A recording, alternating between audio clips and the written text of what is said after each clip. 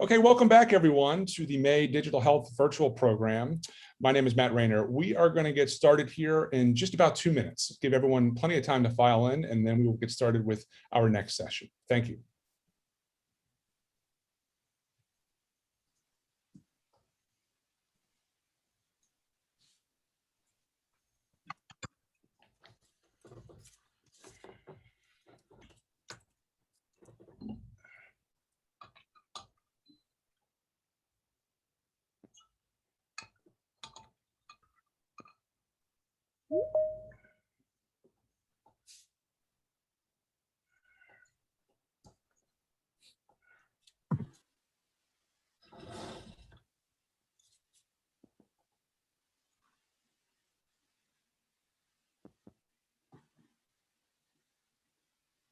Once again, if you're just joining us, welcome to our third session of today's virtual program. We're going to get started in just under a minute. Thank you for joining us.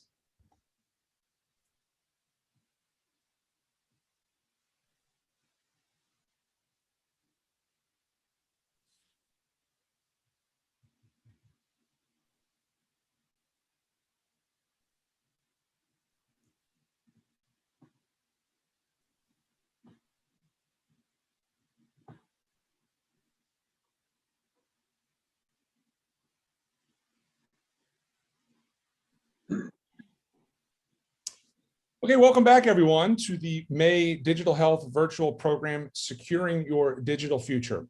My name is Matt Rayner, publisher here at Healthcare Innovation, and now it is time for our third session of the day, a fireside chat on, of all things, securing your digital future. We want to thank our friends at iGel for their support with this session. In case you missed our first two sessions of the day, I wanted to mention that we welcome questions for our faculty today, and you can submit your questions using the chat box within the Zoom platform. All of these sessions are being recorded and will be made available on demand by the end of the day today to consume the content at your leisure. Following this discussion, we will have a quick 30-minute break before we host our final session of the day, a panel discussion on medical device security, what you really need to know. Okay, with that said, I would love to welcome on our managing editor, Rajiv Leventhal, who will be our moderator for this fireside chat. Rajiv, take it away. Thanks, Matt. Really excited to continue this day of cybersecurity discussion. This morning, there are great sessions on investing in cyber tools, also on identity access and governance. Later, as you mentioned, Matt, we're going to be talking about medical device security, but we're kind of going to intertwine all of that and talk about securing your digital future, which is so top of mind, of course, to industry professionals. The healthcare cyber landscape has really changed in many ways over the past year. In the context of the pandemic, for example, you have remote work and cloud-based business operations, telehealth, and patient monitoring devices. All of that influx has kind of just added to the hospital and health system vulnerabilities. And of course, that creates a very interesting landscape and environment for security professionals. So with that, I'd like to welcome in two of our leading executives to discuss this topic. They'll be talking a little bit about their role in their organizations, but I'd just like to quickly give you their names, titles, and organizations. We have Farhan Ahmed, who's a director of enterprise IT technical infrastructure at WV Medicine, and Dan O'Farrell, who's a senior director of product marketing at iGel, who is our sponsor for this program. I'd like to have Dan and Farhan, each of you, just take 30 to 60 seconds a piece and kind of just describe what your role is at your respective organization, and then we'll get into the nuts and bolts of this conversation. Dan, why don't we start with you? Sure. Thanks, Rajiv. And thanks everybody for attending. So again, I'm Dan O'Farrell, and I run the product marketing function for iGel. If you're not familiar with iGel, we're a company that offers an operating system for access to cloud-based virtual desktops, and we'll talk more about that a little bit later. I've got about 20 some odd years in desktop virtualization and VDI. Spent a number of years at companies like Dell and before that HP. And I've been with IGEL now for 2.5 years or so. Again, I'm responsible for the product marketing at IGEL.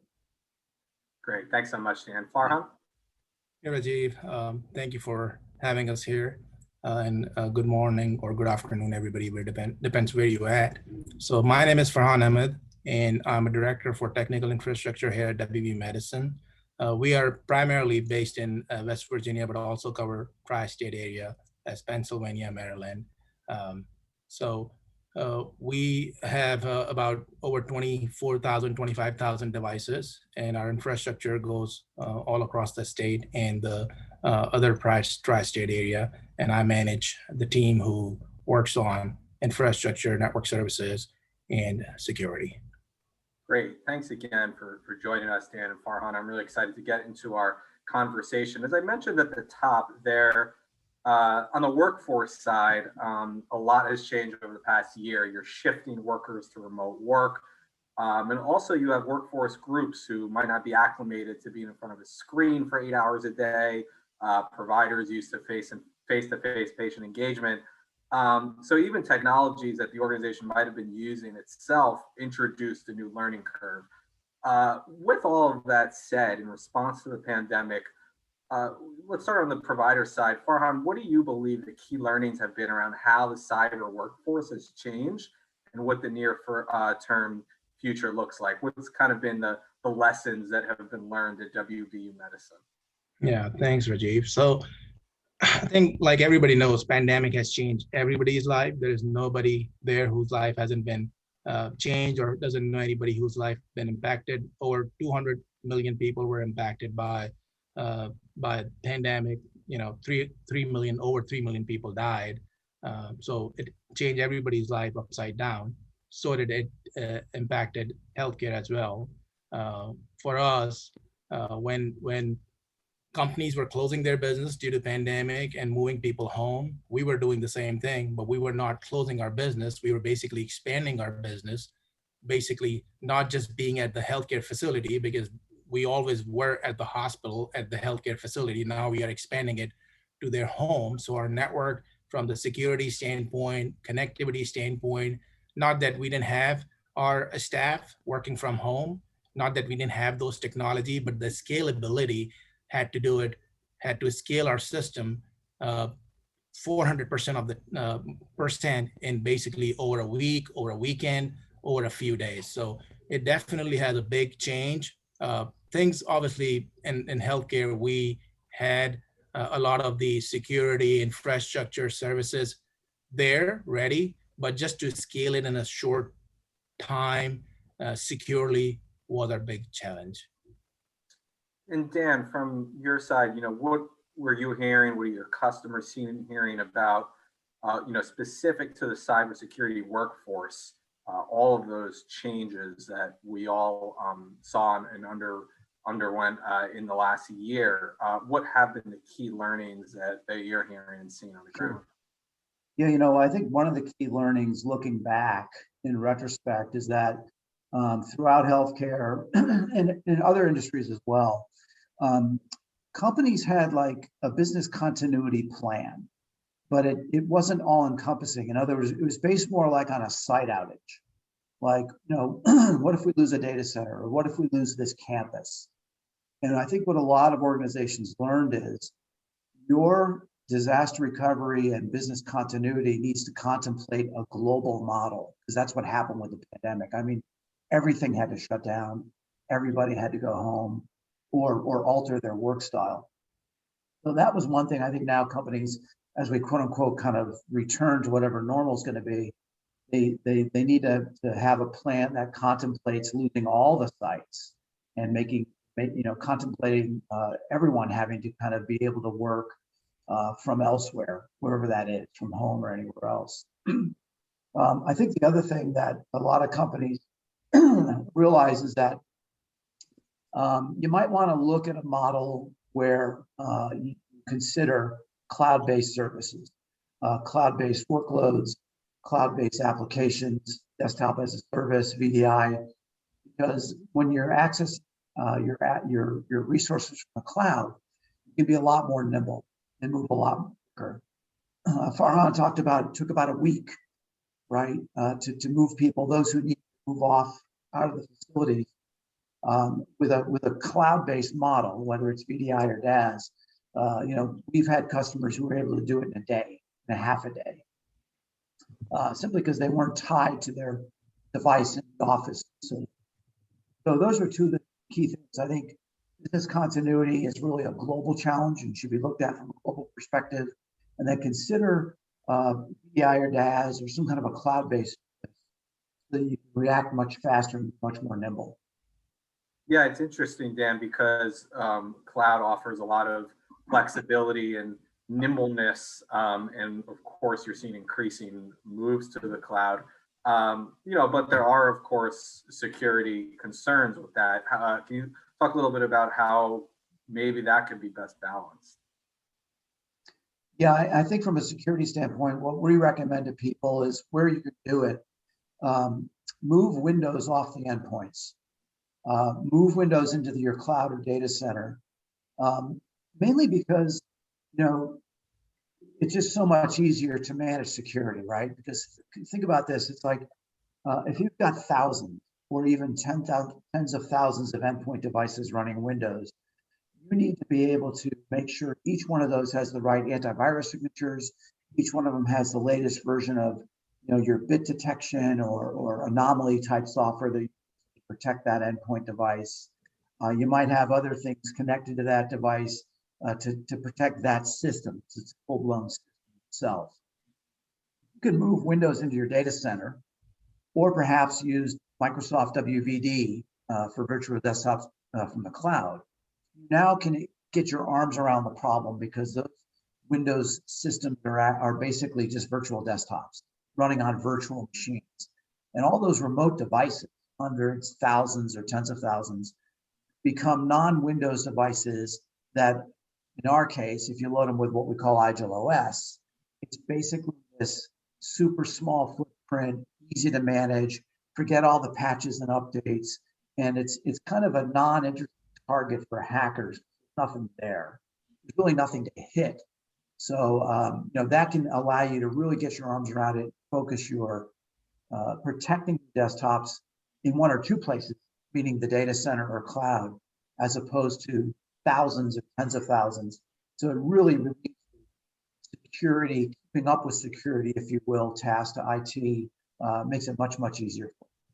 Yeah, it's interesting. So we touched on, this, of course, this new threat vector landscape that's been brought on as a result of the crisis. Things such as, and a lot of it just comes down to attackers have shifted to healthcare even more because they know that a lot of organizations are failing to implement just basic security practices. And that's before the pandemic. And now add the pandemic and you have a lot of kind of the perfect storm where folks' defense and cyber instincts were down. They might have been prioritizing and worrying about other things more.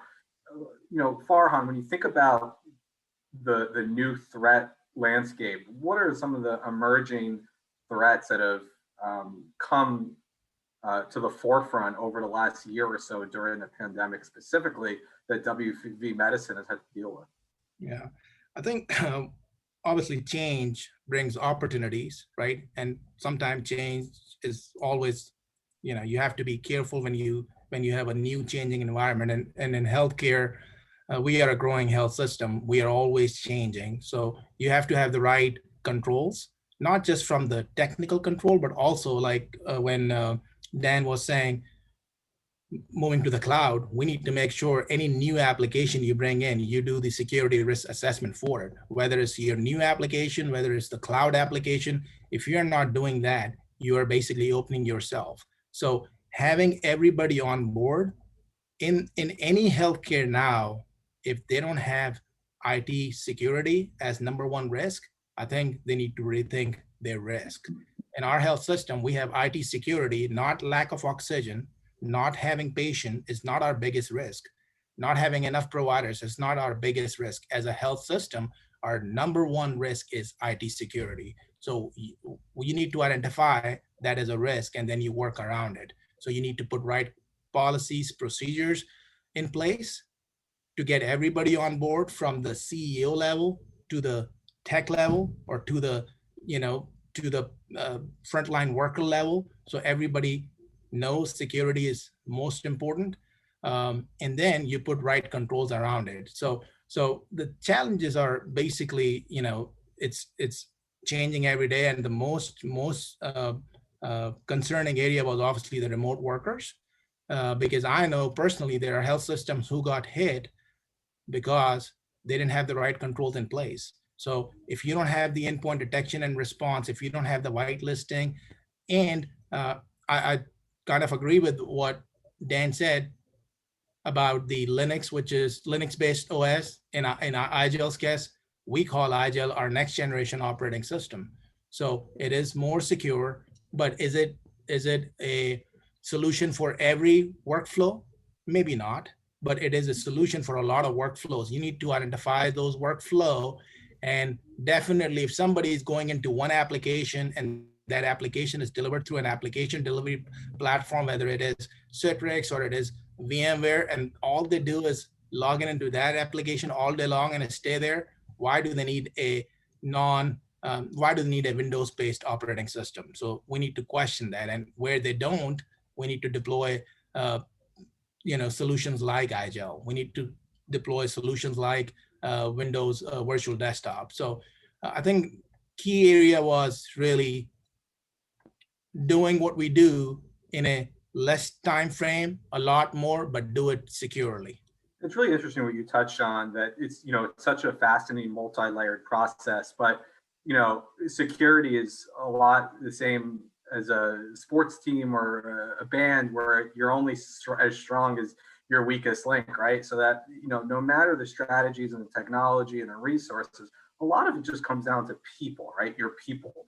What can you say about how, you're able to kind of ensure that your remote staff, your people, were doing the right things as much as frequently as possible, and what type of maybe behavioral monitoring type strategies did you use to deploy that? Yeah, I think obviously we believe that all our staff is doing the right thing, right? Sometimes they are being phished. Sometimes they are being, nobody's intentionally clicking a phishing attempt, in an email, a link that is being phished. They are being fooled. So what we do is provide them training, as much training as possible, communication, documentation, so they are aware what to click and what not to click. We have computer-based learning where we train our users every year. It's a mandatory learning that they have to go through, and we give them some identifier that what you need to look at in every email, so that you can identify which one is internal, which one is external, which is basic common practice that everybody, I believe, doing it now. And if you're not, you need to look at it. And then again, the other thing is you have the right control in place, because you, like you said, you're only as good as your weakest link. If you have one person clicking on a link and their PC is now exposed or compromised, that's okay if you have the right controls in place. So do you have the right controls in place, and are you getting alerted?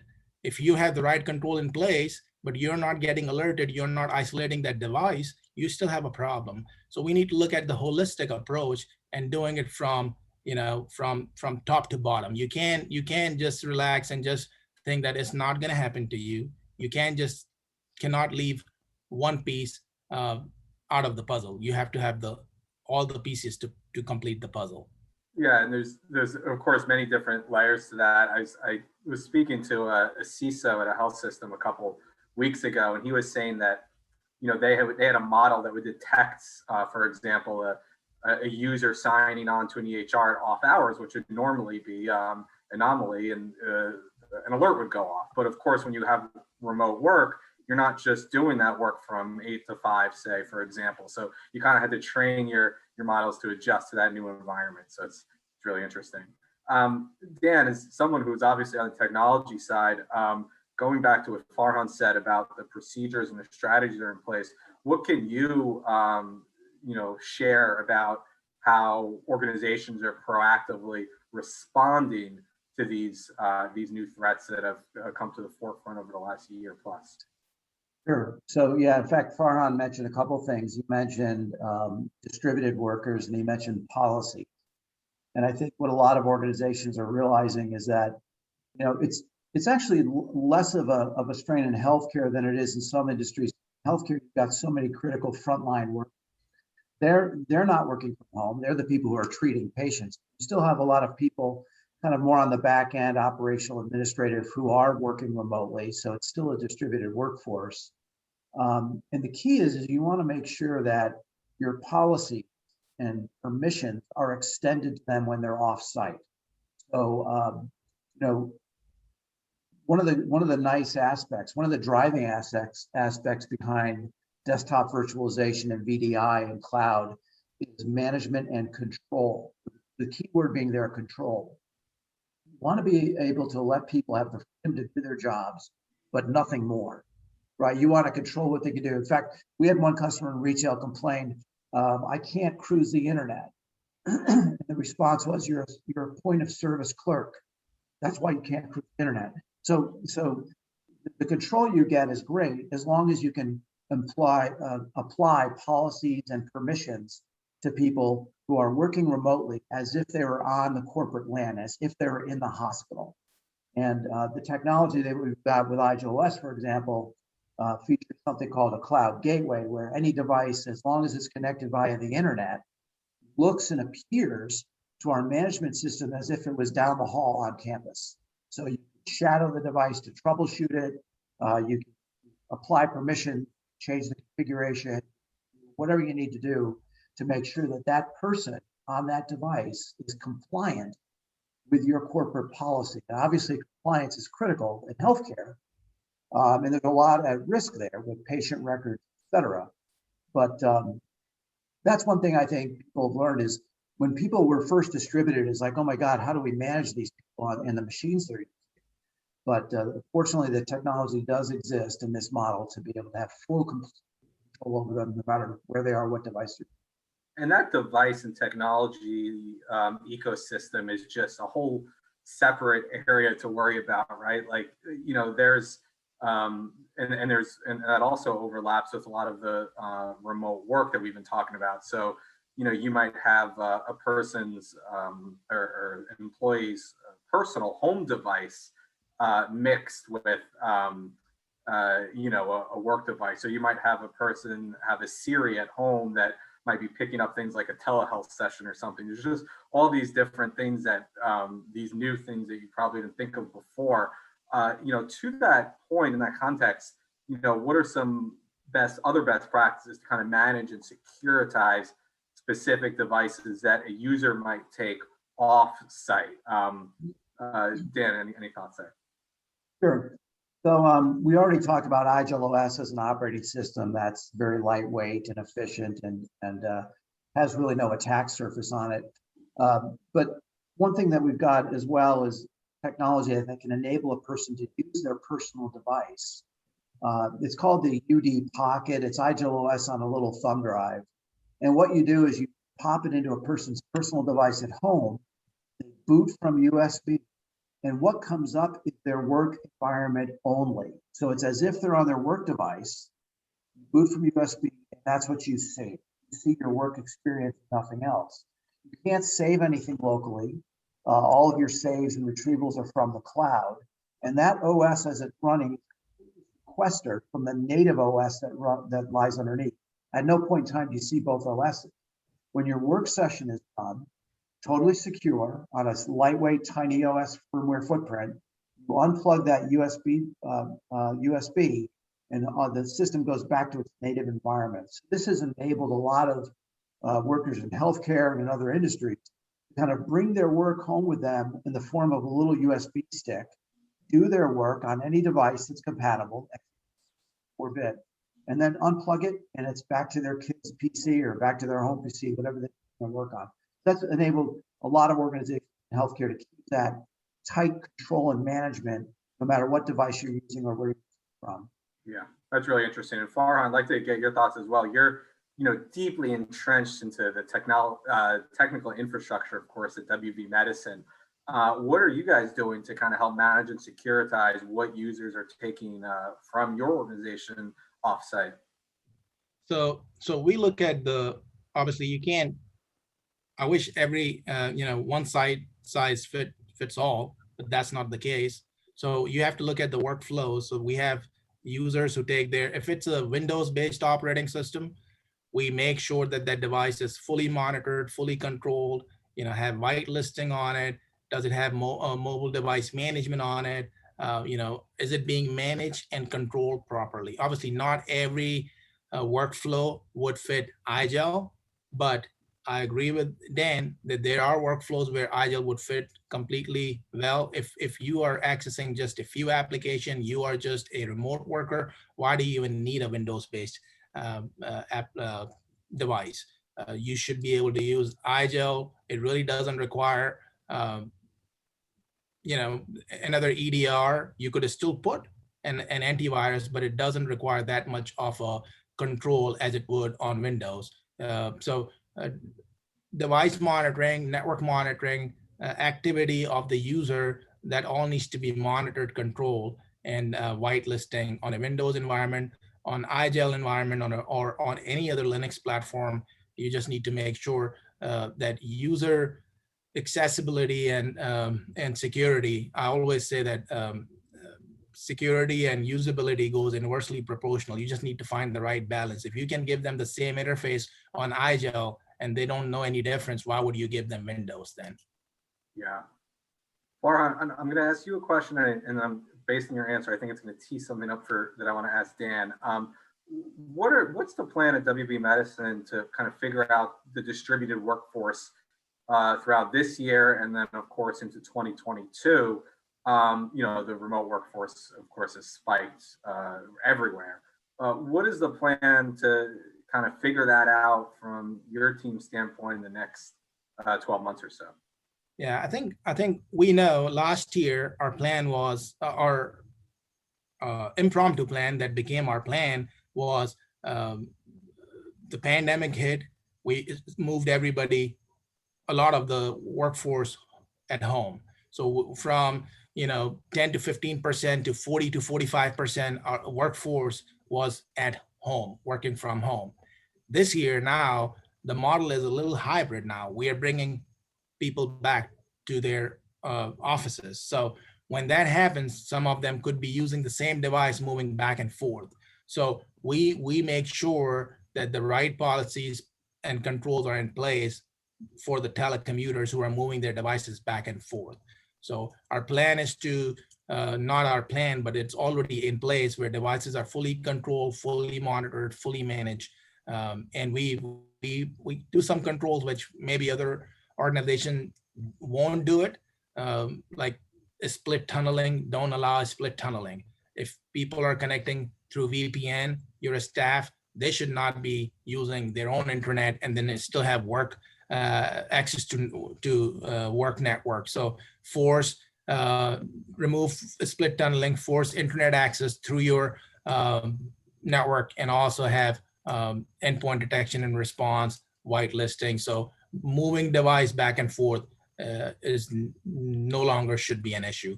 One more thing that I would say, if you're running any application, including the OS and the application, it has to be up to date. If you are not updating your and patching your applications and the operating system, you're behind the 8 ball. Yeah, of course, and that makes a lot of sense. So Dan, let's hypothetically say that a lot of organizations, your customers are going to have a remote workforce, whether that's full or 30% or 50% or 70%, they're going to have a remote workforce. How do you see iGel's role in kind of supporting that new workforce environment?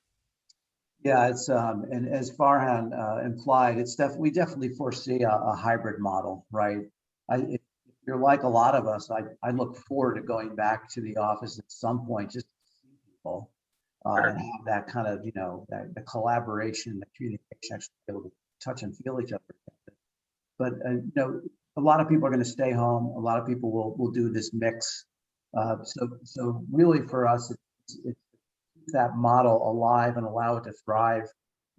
Give people a great user experience. Farhan mentioned earlier the push-pull between security and control and user experience, right? So make sure that our technology can give a great Zoom meeting to people, even though they're tightly controlled and they've got great security.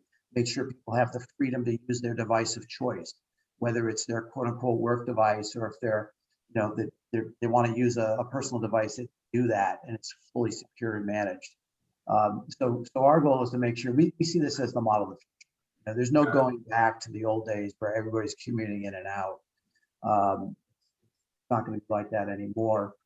But in the more distributed the workforce is, I think the more challenging security and management people are, which kind of plays right into our wheelhouse, because that's kind of what we're all about, right? That freedom to the user, make sure that the organization has all that management, make sure you can tie back to Active Directory. So prominent in the enterprises, make sure Active Directory, your policies can,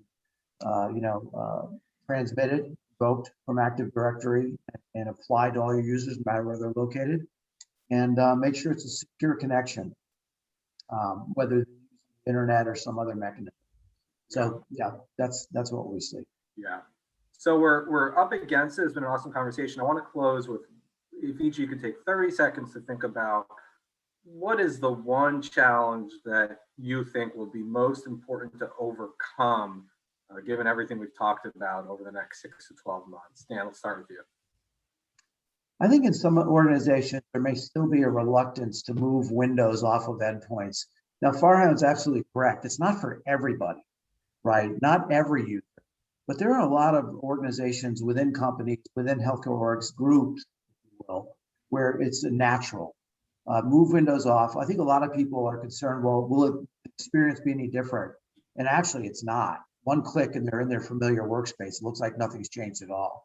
So that, I think, is just to get around that kind of initial reluctance, if you will, to try this model.